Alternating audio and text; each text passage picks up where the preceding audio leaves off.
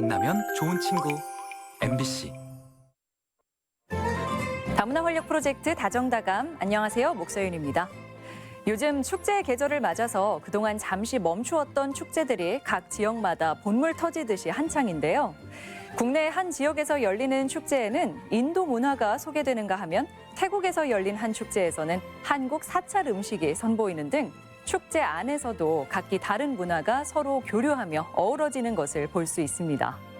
세상이 그만큼 교류가 많아지고 또 관심의 범위가 다양해졌다는 반증이 아닐까 싶은데요.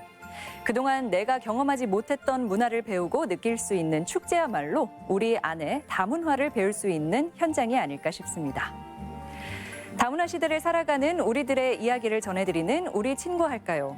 이번 주에는 한국으로 유학을 온 사촌 오빠의 영향으로 한국에 온 몽골 유학생 간약트 씨의 이야기를 들어봅니다.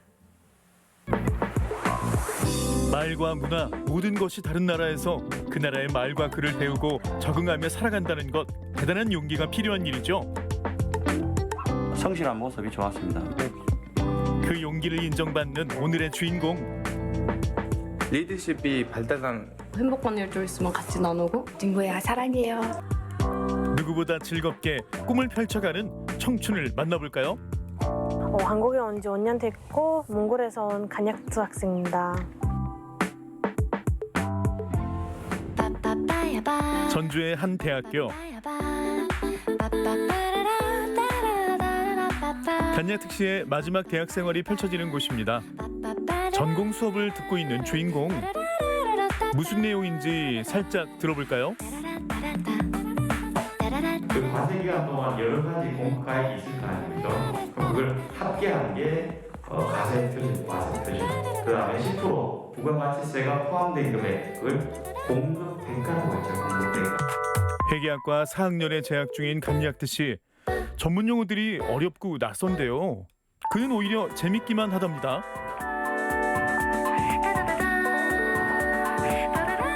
어렸을 때부터 수학을 좀 많이 좋아해서 꼭 정확한 답장이 나오면 그게 너무 신기해가지고 많이 빠진 것 같습니다. 그래서 선별된 학생들만 입학 가능한 수학 전문 공립학교를 졸업했고요. 회계사인 고모의 영향으로 유학까지 오게 됐습니다. 꼼꼼한 성격이라서 수학만 하는 게 아니고 이렇게 많이 분배하고 나누는 거 그런 것도 좀 재미있었고 분해의 흐름도 좀 알게 되고 그리고 그것도 좀 영향이 있을 것 같습니다. 수업이 끝나고 간약트 씨가 교수님과 면담을 신청했습니다. 역시 취업 문제가 제일 큰 고민인데요. 온라인으로 먼저 서류 내는 거라서 그냥 집에서 간단하게 이력서랑 자기소개서. 주로 이제 무역회사 이런 데 보면 네. 한국에 있는 기업들이 해외에 많이 이제 지사들도 있고 해외 사업장들이 많으니까 아무래도 이제 언어적 소통을 잘 하면서 그 회계 담당 업무하는 직원들을 아마 많이 이제 찾고 있을 거예요. 내년 2월 졸업을 앞둔 주인공은 요즘 마음이 바쁩니다. 한국에서 취업을 하고 싶어서인데요. 온라인 취업 박람회를 통해 이미 여러 회사에 이력서도 넣었습니다. 항상 일찍 와가지고 앞쪽에 앉아가지고 열심히 이제 수업이 어려움에도 불구하고 그래도 이렇게 차근차근히 이제 잘 따라와서 좋은 곳에 취업을 할 수 있을 거라고 생각이 듭니다. 간약트 학생 화이팅! 취업 잘할 수 있을까 그리고 저를 이렇게 능력 있게 봐주실 그런 회사도 있을까라는 고민이 많이 들고 그리고 지금 그 원서 서류에 합격 소식이 지금 10월 중간쯤에 나올 건데 좀 많이 떨리고 기다리고 있어요. 취업에 대한 고민은 잠시 미뤄두고 오늘 해야 할 일은 해야겠죠? 간약트 씨는 수업이 비는 시간을 활용해 교내 어학당에서 아르바이트를 하는데요. 지금 작성하는 건 뭔가요? 신입생 학생들을 위해서 오리엔테이션 자료를 지금 번역 중입니다. 주인공에게도 이곳은 의미 있는 곳인데요.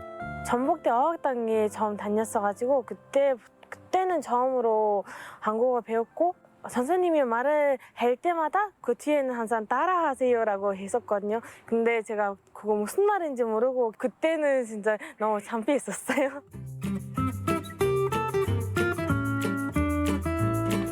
간약트 씨가 친구들과 만났습니다. 낯선 나라에서 공부한다는 사실만으로 마음을 열게 된 친구들이죠. 한국에 온 후에 만나서 가지고 좀 이렇게 성격이나 그런 점이 많이 이렇게 맞아가지고 그리고 좋은 친구 이렇게 인연으로 되어가지고 가고 있습니다. 오늘은 학식 대신 외부 식당에서 점심을 먹을 모양인데요. 아, 몽골 국기가 있는 걸 보니 고향 음식을 먹으러 왔군요. 하나둘 주문한 음식이 나오고 우리나라 호떡 비슷하고요. 이 음식은 영락없는 만두 맞네요. 이 음식은 글쎄요, 생소한데요. 볶음 칼국수 같은 경우는 보통 그냥 일상생활에서 많이 먹는 음식이고 몽골 이름은 골리아시라고 하는데 이 음식은 주로 좀 손이 많이 가는 음식이다 보니까 레스토랑 같은 데 많이 먹는 것 같아요. 고향 음식이 들어가자 생기가 도는 간약트와 친구들. 이렇게 함께 고향을 추억할 수 있는 친구들이 있어 얼마나 의지가 되는지 모릅니다. 아마도 무슨 사람? 우리 고등학교 때부터 사귀었어가지고 이 남자친구는 처음에 일본에 갈 계획이었대요. 그런데 여자친구를 워낙 많이 사랑하니까 알았죠. 20대다운 뜨거운 사랑이죠. 꿈 많은 20대. 저마다의 목표는 다르지만 타국에서 서로를 응원하며 함께 성장해 갑니다. 고민 같은 것도 있으면 같이 이야기하고 또 행복한 일도 있으면 같이 나누고 완전 가족이죠 이제. 우리 이제 같이 만나면서 다 같이 만나면서 3년? 4년 정도 돼서 너무 친해요 이제.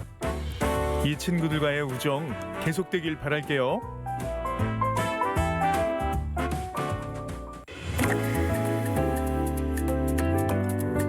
식사를 마친 간약트와 친구 게렐이 어딘가로 향합니다. 이 스트레스를 불러 가려고요. 이곳인가 본데요. 도착한 곳은 노래방. 화려한 조명 아래서 능숙하게 선곡을 하는데요. 어디 노래 실력 들어볼까요? 내 몸은 세상 이토록 작은 숨결로 닿은 사람 너와 함께 생각을 걸어 주는 듯 손에 맞춰보 내 삶은 따뜻했었다고. 진영이 완전 신기해. 정말 멋져요. 현수대는 엄청 잘하고 100점 한사 맞아요. 그렇게 너무 잘하진 않습니다.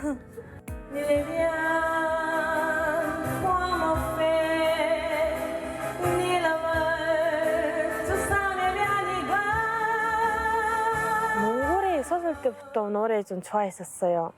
제가 처음에 한국에 왔을 때는 그 코인 노래방이 있어서 너무 좋았어요. 가사도 이렇게 잘못 이렇게 따라 그렇게 읽지 못해도 이렇게 열심히 노래 불러가지고 좀 읽는 연습도 많이 되고 한국어 능력에 또 많이 도움이 된 것 같습니다.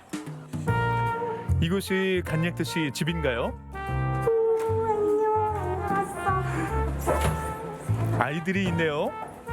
유치원에 갔다 왔어? 이 개구쟁이들은 누군가요? 우리 조카들이에요. 간약트 씨의 사촌 오빠도 전주에서 유학 중이고요. 그 덕에 주인공도 올 수 있었대요. 네, 많이 도움을 줬죠. 그 가족을 보고 싶을 때 좀 그리워하거나 그럴 때는 항상 오빠한테 가가지고 제가 같이 시간을 보내고. 나는 놀아가지고 다리 아파가지고. 아, 그랬어? 언니가 마사지 해줄게. 맨날 근데 이렇게 기분이 좋아진 않은 거. 누가 알려줬어? 덕분에 웃음꽃이 활짝 핍니다. 몽골하고 한국을 이렇게 연결하는 회사에 들어가가지고 좋은 능력 있는 인재가 될 거라고 믿습니다. 새로운 세계를 만나기 위해 몽골에서 날아왔습니다. 아직은 아무것도 정해지지 않았죠. 하지만 한 가지 확실한 것. 간약트는 모든 걸 꿈꿀 수 있고 모든 것이 될 수 있는 아름다운 청춘입니다.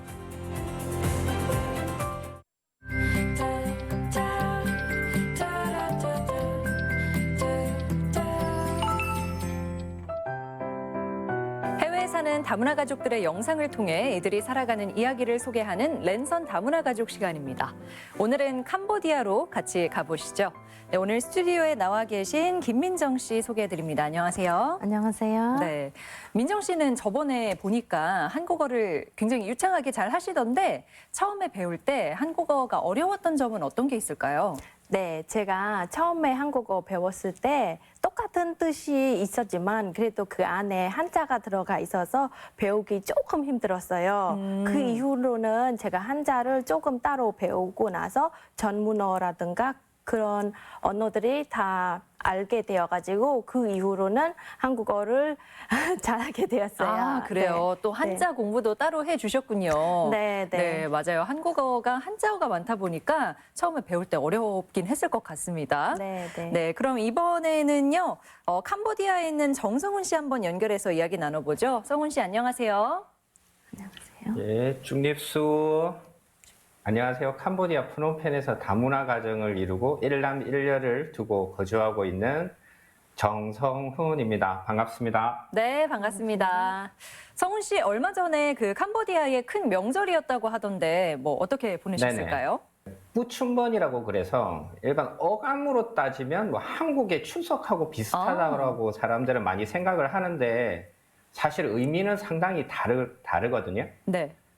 예, 저희가 봤을 때 저희는 추석은 1년간의 농사를 짓고 그거를 수확하고 풍년을 기리고 서로 즐거워하는 축제의 어떤 그런 명절이잖아요. 네.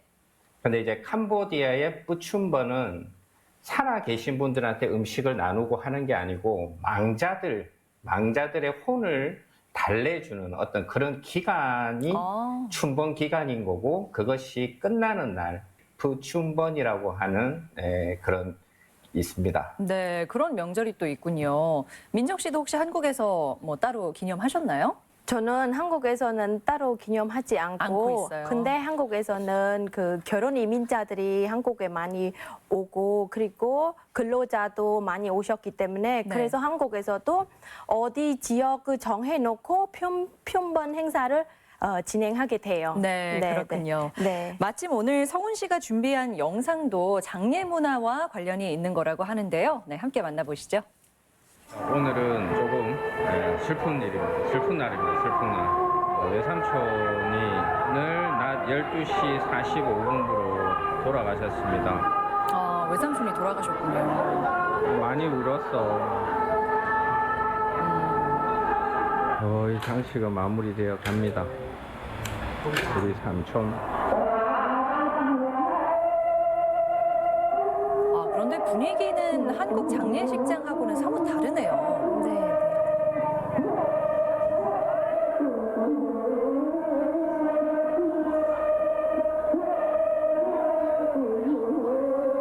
이게 지금 많이 보셨죠? 야외에서 진행되는 것 같네요. 네, 영상에 집에서. 보면. 집에서요? 네, 집 마당에서 진행. 여기는 상복을 지금 즉석에서 이렇게 만들어요. 저도 이런 모습은 처음 봅니다. 즉석에서 바로 만든다고요? 네, 네. 동네 사람들이 같이 와서 도와줘요.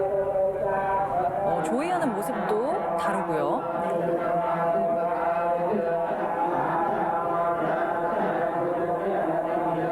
스님들도 이렇게 자리를 지켜주시나 봐요. 네. 여기서부터 이렇게 저기까지 갑니다.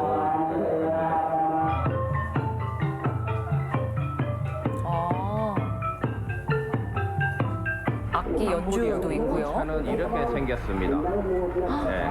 운구 차량은 한국이랑 굉장히 다르네요. 네. 우리나라는 버스 안이나 리무진 거기 뒤에 용을 운구차가 좋아가지고 그렇게 생겼잖아요. 근데 여기는 그냥 그래서 여기에다가 이렇게 장식을 운구차에 해서 용을 그렇게 네, 여기에다가 관을 두게 됩니다. 이거는 운구차가 이동할 때 바닥에다 이렇게 이거 뿌리면서 완전히 가요. 중요한 관이 중요한 의식이에요. 다시 떠나기 바로 전에 이렇게 향을 피우고 예, 새로운 음식이에요. 아까 죄를 지내는 음식은 아니고.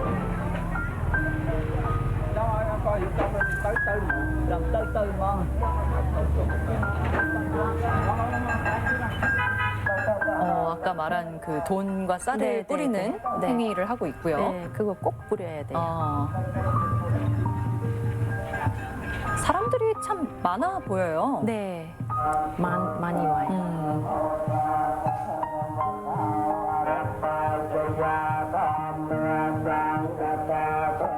3km 동안 다 걸어서 가는 거예요? 네, 네. 가족 같은 경우는 맨발로 걸어요. 맨발로 걸어야 해요? 네, 네. 중국 스타일은 화장을 하지 않고 이렇게 안장이 되고, 다음에 캄보디아 스타일. 캄보디아 스타일은 저기 화장장 장인어른이 만든 거 있거든요. 예, 저기로 들어가서 예, 납골 형태로 예, 이렇게 나온다. 이는 뭐예 이렇게 뭐예 뭐 강코롱의 삐 꼬레하고 코크니 꼬레는 뭐이 부부로 같이 무덤을 둘게요. 하이어 해요. 강리는 스마우 같은 것도 또 꼭꼭 따뜻따뜻 본전이는 스마우 또 민족에 따라서 달리 하나 봐요. 네, 네. 이게 탑처럼 이렇게 세운대요. 탑처럼.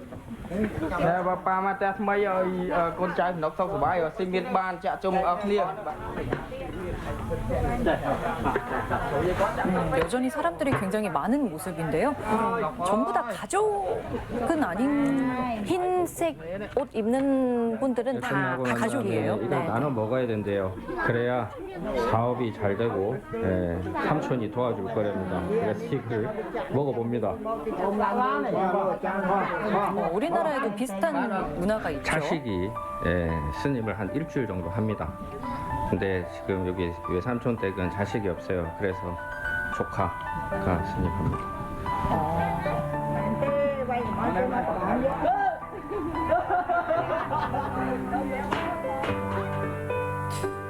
확실히 한국의 장례식장에서는 볼 수 없는 많은 것들을 보게 되네요. 네. 성훈 씨 영상 아주 잘 봤습니다. 우리가 평소에는 보지 네네. 못했던 여러 가지들을 경험해 볼 수 있는 좋은 시간이었는데요. 우선 장례식장에서 장례를 치르는 한국의 문화와는 달리 캄보디아에서는 아까 민정 씨가 말해 준 것처럼 그 집 안에 있는 마당에서 치르는 것 같네요. 네, 캄보디아에는 우리나라처럼 장례식장이 없어요. 아, 그리고 큰 병원에도 보면은 그냥 거기에서 사망 선고를 하고 그 망자를 집으로 또는 고향까지도 갑니다. 몇 시간이 떨어져 있는 고향까지도 앰뷸런스에 타고 가서 고향에서 장례를 치르는 그렇게 되어 있습니다. 그렇군요. 그 장례식장이 없고 대부분 집에서 한다는 게 다른 부분인 것 같은데요. 네. 민정 씨는 영상 보시면서 이제 아무래도 고향의 고유 문화이다 보니까 좀 남달랐을 것 같은데 어떠셨나요? 아까 영상을 보면서 가슴이 좀 찡했어요. 왜냐면 제가 그 어렸을 때 할아버지가 돌아가셔가지고 그래서 제가 그 불 붙는 역할을 했거든요. 그래서 특히 그 사람이 돌아가시면은 스몰 노래를 불러요. 네. 그 스몰 노래는 진짜 그 사람의 그 돌아가실 때 그 고통, 애통 그런 감정들이 다 담아 있거든요. 그래서 그런 거를 듣게 되면 왠지 가슴이 찡 하고 올라와요. 아, 그러시구나. 네, 그래서 우리 동네 사람들은 어디 누가 돌아가신다고 하면은 그 마을에 사람을 다 모여가지고 그 아픔을 나누기 위해서 장례를 마칠 때까지 네. 같이 힘으로 합쳐가지고 이렇게 장례를 진행하게 돼요. 근데 또 이런 영상을 보면서 이렇게 한 번 더 느끼게 되더라고요. 네. 방금 말씀하신 부분 중에 인상 깊은 게 이제 마을 분들이 다 함께 한 마음 한 뜻으로 장례를 도와준다고 하셨잖아요. 네. 성훈 씨, 이렇게 캄보디아에서는 가족만의 행사라기보다는 마을 주민들이 함께 하는 건가 보네요. 네, 특히나 이런 장례식 같은 경우는 우리나라처럼 상조회나 어떤 뭐 상조 관련된 어떤 그런 업체들이 아직 캄보디아에는 없잖아요. 그래서 마을에 있는 어르신들이나 아니면 가족의 어르신들 중에 또는 절에서 스님이 이렇게 같이 이 장례식을 절차상으로 이렇게 다 이렇게 진행을 해주시고 서로 이제 돕고 하는 거죠. 그래서 다른 집에 혹시 또 장례식이나 뭐 또 이런 부분들이 있으면 또 다 모여서 하고, 특히나 이제 시골 같은 경우에는 아직까지도 시족 사회 형태로 많이 구성이 되어 있어요. 네. 그래서 뭐 거기에 있는 친척들, 가족들 이 부분들이 많이 모여 있거든요. 한 곳에. 그러다 보니까 이제 그런 분들이 같이 모여서 서로 이런 것들을 진행을 합니다. 네. 아무래도 가족분들이 같은 곳에 좀 모여 계시다 보니까 이런 문화가 아직까지 이어질 수 있는 것 아닌가 하는 생각도 드는데요. 혹시 이 밖에도 제가 좀 다르다고 느꼈던 부분은 뭐 전통 악기를 연주한다든지 아니면은 그 운구차가 굉장히 화려했잖아요. 네. 그래서 이런 부분이 다르게 느껴졌는데 한국의 장례 문화와 또 다른 점이 뭐가 있을까요? 캄보디아 같은 경우는 이제 불교 국가로서 어떤 불교와 관련된 어떤 그런 의식이나 그런 신념들이 이런 장례식 이런 문화에 이렇게 다 녹아 있는 게 조금은 한국하고는 좀 다를 수 있다라고 저는 생각을 합니다. 네, 아직 옛 것이 좀 많이 남아 있다는 생각이 드는데 민정 씨가 느끼기에는 어떠세요? 네, 하신 말씀이 많은 것 같아요. 사람이 돌아가시고 나서는 지켜야 하는 부분은 꼭 지켜야만이 그 후손 자녀들에게 좋은 일이 생길 수 있어요.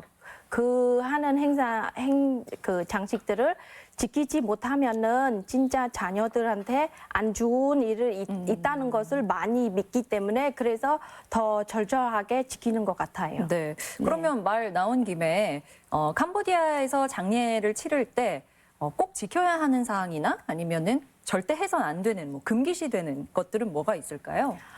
첫 번째는 사람이 돌아가시고 나면은 집에 있는 거울을 다 안 보이게 해야 되고, 왜냐면 우리가 그런 거 믿어요. 사람이 돌아가시고 나면은 본인이 죽었다는 것을 알지 못해요. 그래서 거울을 보면 자기가 죽었던 거를 알게 되기 때문에 그래서 7일 되기 전에는 알지 못하게 모든 거울을 안 보이게 해놔야 되고, 그리고 두 번째는 화려한 옷이나 그런 거는 못 입게 하게 돼요. 그리고 세 번째는 그 옹구차를 이동할 때는 모든 그 친척들이 뒤로 돌아가면 안 돼요. 왜냐하면 시신이 자기 살고 있는 집을 벗어내고 새 집으로 무덤 있는 쪽으로 이동할 때는 뒤에 돌아갈 때는 귀신이 잡아가는 것을 믿기 때문에 그래서 그 노자 돈이라 쌀 쥐밥을 뿌리는 것은 귀신들이 그런 재앙들을 못 내리게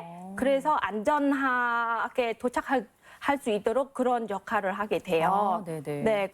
그리고 네 번째는 거기 있는 모든 용품을 그리고 입었던 상복을 다 태워야 돼요. 네, 그래야 돌아가시고 나서 그 자기가 쓰고 있는 용품을 그 영계에서 쓸 수 있고, 그리고 집도 일부러 그 종이로 만드는 가짜 집 모델 하우스 그런 거를 풀로 태워가지고 그리고 돈, 뭐 차 이런 거를 그 태워서 5개에서 그런 물건들을 쓸 수 있게 일부러 그렇게 진행하게 돼요.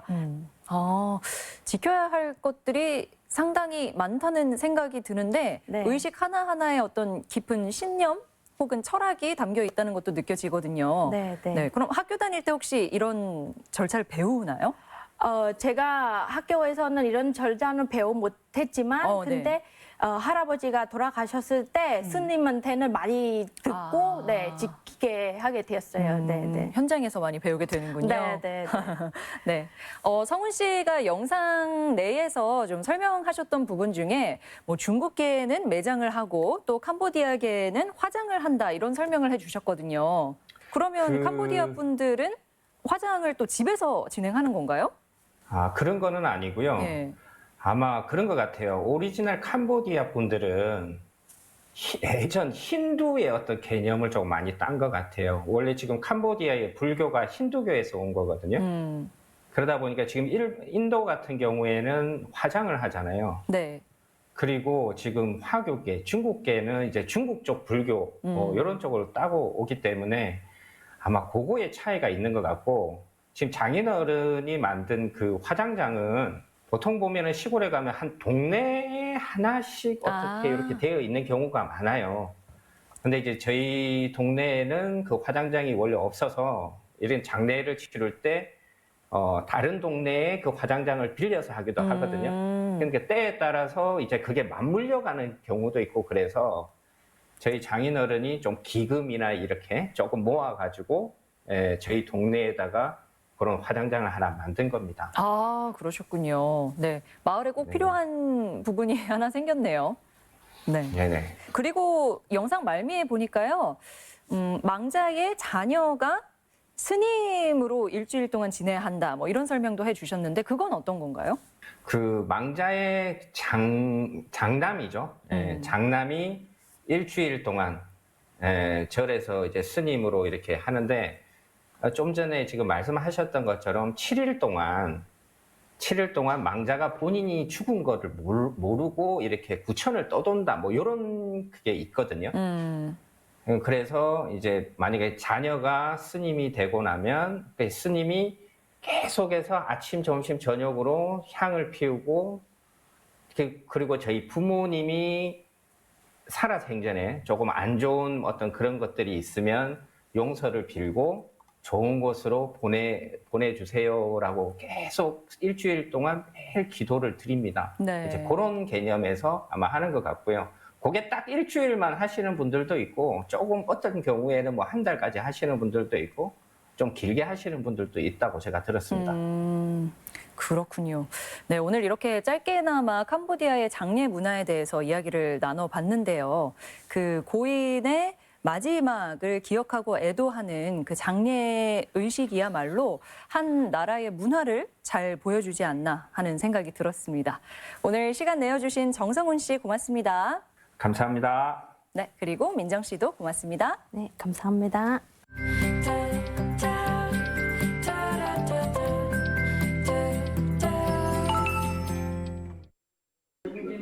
지난 2월 네팔의 한 자치단체와 업무 협약을 맺은 고창군. 외국인 계절 근로자를 대거 유치해 부족한 농가 일손에 숨통을 틀 수 있을 거란 기대를 모았습니다. 농번기에 대거 입국한 네팔인들을 포함해 지난달까지 250여 명이 농가에 투입됐습니다. 이들은 지금 어디 있을까? 법무부에 따르면 이 가운데 150여 명, 60%가 넘는 계절 근로자가 대거 이탈한 것으로 확인됐습니다. 전국에서 가장 높은 이탈률입니다. 이탈 경로를 보면 또 국내에 또 뭐 이렇게 그 통로를 통해서 본인들께 다 연락이 되는 것 같더라고요. 국내 뭐 공장이나 이런 데로 많이 가는 것 같아요. 올해 처음으로 5개월짜리 계절 근로자 프로그램을 운영한 완주군 상황도 심각합니다.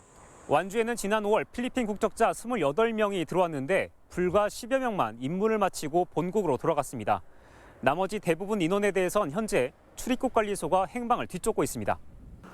일손 부족으로 계절 근로자들이 마치 가뭄의 단비와 같던 농촌마을 주민들은 허탈하기 짝이 없습니다. 5월 초에 인력을 받아서 한 달 일을 하고 2달째 월급 날 한 3일 남겨놓고 전부 다 나갔어요. 계절 근로자들은 왜 사라진 걸까? 더 많은 돈을 벌기 위해 불법 체류를 선택하기도 한다지만 이유가 다른 곳에 있다는 의혹도 일고 있습니다. 해외 현지와 국내의 본거지를 두고 움직이는 모집책, 그러니까 브로커가 있다는 겁니다. 계절 근로자들을 국내에 보내기 앞서 수수료를 받기로 사전에 계약을 맺는다는 건데 브로커들이 떼가는 돈이 만만치 않다 보니 차라리 이탈을 선택한다는 겁니다.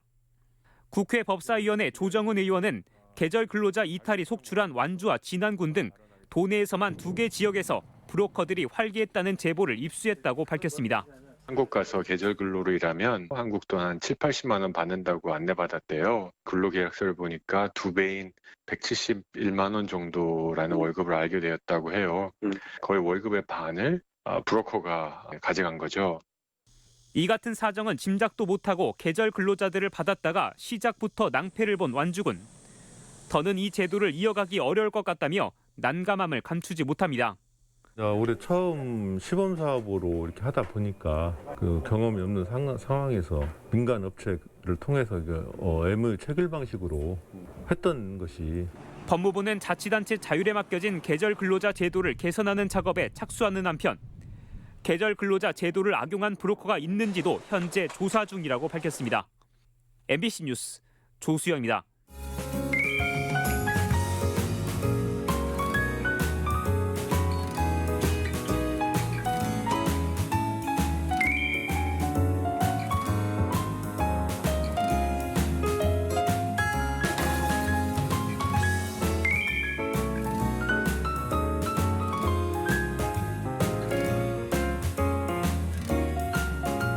전주 전통문화연수원에서는 오는 10월 29일과 30일 1박 2일 일정으로 전통체험을 진행합니다.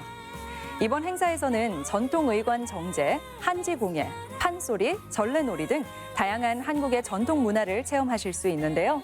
깊어가는 가을밤, 가족과 함께 특별한 시간을 원하는 분들은 참여해보시면 좋을 것 같습니다. 다문화 활력 프로젝트 다정다감 오늘 준비한 내용은 여기까지입니다. 함께해 주신 여러분 고맙습니다.